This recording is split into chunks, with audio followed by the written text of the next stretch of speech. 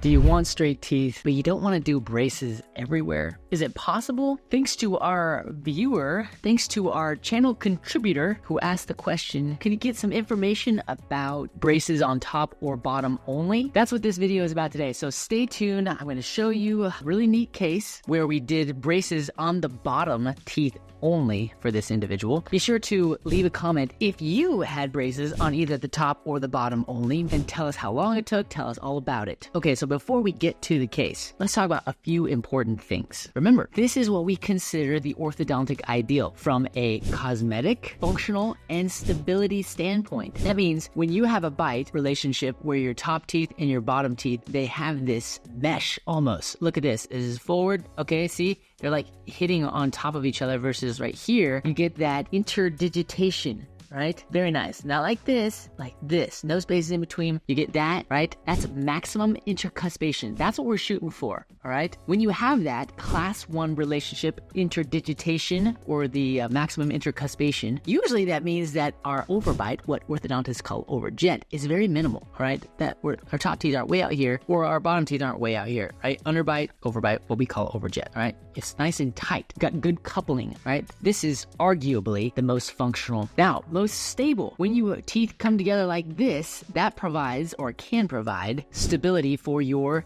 yes, use TMJ. So maximum intercuspation is good for stability of your joint. It provides support for your joints. And of course, this is what looks the best from a tooth perspective. Now, we're not going to get into how this affects this. But the reality is that the way that your teeth are positioned, particularly in the front, it can influence your soft tissue profile and the way that you present, right? Teeth that are too far forward can make your lips really full and thick, depending on your lip tissue. But so it's just not that simple, but it can influence your facial features, mostly in the lip area. Okay, so cosmetics, functionality, and stability. This is really important, and it's very related. So for example, if you have spacing in your top teeth, right? A lot of spacing. But let's say your bite is just like this. It's perfect, but you've got space in between your teeth. If you were to close all that space, what happens to your front teeth on top? Well, they come back usually, right? They come back. And if your bite is like this already and you have to squeeze down more space on top to get it to close all the way and the teeth come back, you know what's gonna happen?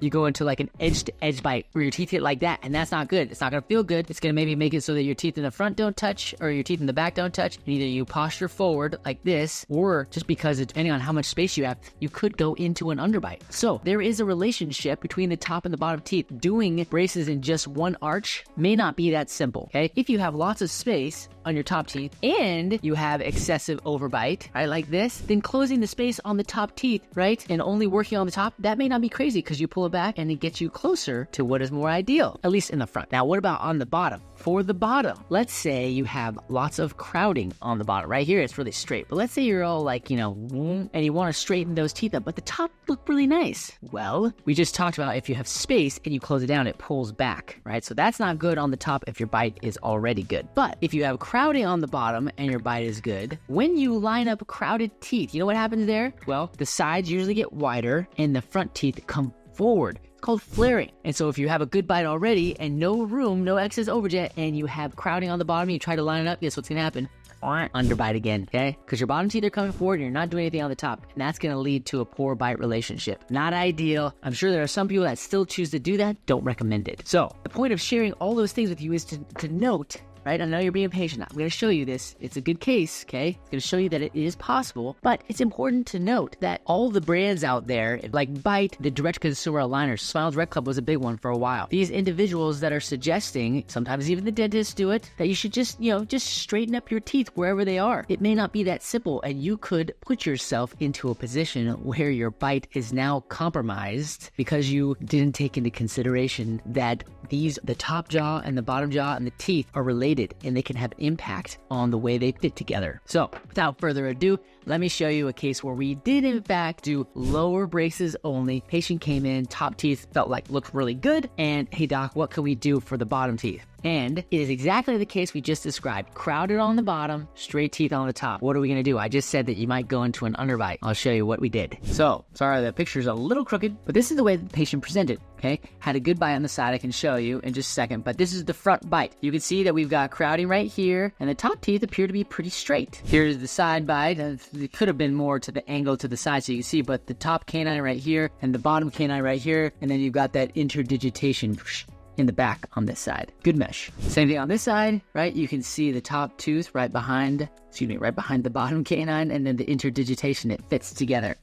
So very stable, functional bite. And, you know, as we mentioned, when you have that functional bite on both sides, usually it means that you don't have a considerable amount of overjet, excess overbite. The top teeth basically touch right in front of the bottom teeth. Here's the top teeth, and you can see that really it's lined up pretty well right through here. No crowding, not even any significant like overlapping of teeth. It just looks pretty sharp. So I can understand why the patient didn't want to do braces on the top. But then the bottom, look at that. Look how crowded we are here. Okay, right through here, this tooth is almost blocked out. So if you can remember, right, when you try to push these teeth, when you get them to in order to get them to line up in a straight line right through here, I mean these teeth probably have to come out this way so that they can line up better here. This tooth would have to come over here, and then these teeth right here would have to push out that way, and then you could get the line up right here. Now, anytime there's two options, if you're just trying to treat this with two most predictable options when you're treating just one arch only, you got to get space. Well, one of the ways is to get space is just to spread it all out, but we said that this is not the way to get space because you're only treating one arch. But if you just spread it all out, right, you're going to go into the underbite because there's more crowding down here, and they've got to spread out in front of the top teeth probably, and that's not good. So the two options that you can consider in a case like this, if you're doing one arch only, you're trying to, first, you could take out a tooth, right? I'm not saying that that's the way you should go. I'm just saying this is an option, right? If you took out this tooth right here, well, that means that this tooth could squeeze over here, and this tooth could squeeze in here, and then you would have lined up teeth, and they would still, right, because you created all that space there,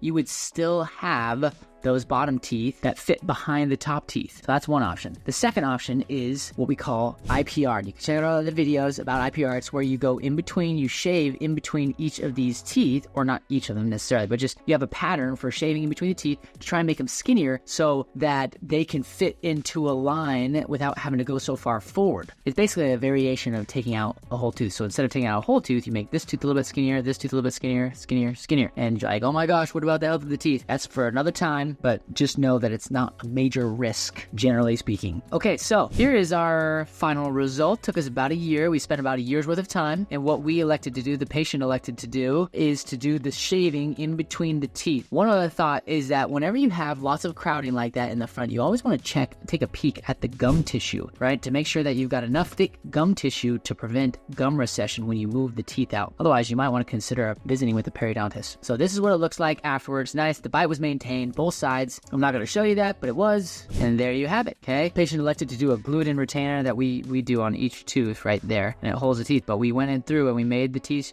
we shaved them skinnier. So the teeth had to come forward a little bit before I did the shaving because it makes it really hard to shave when they're like overlapped, you know, like this.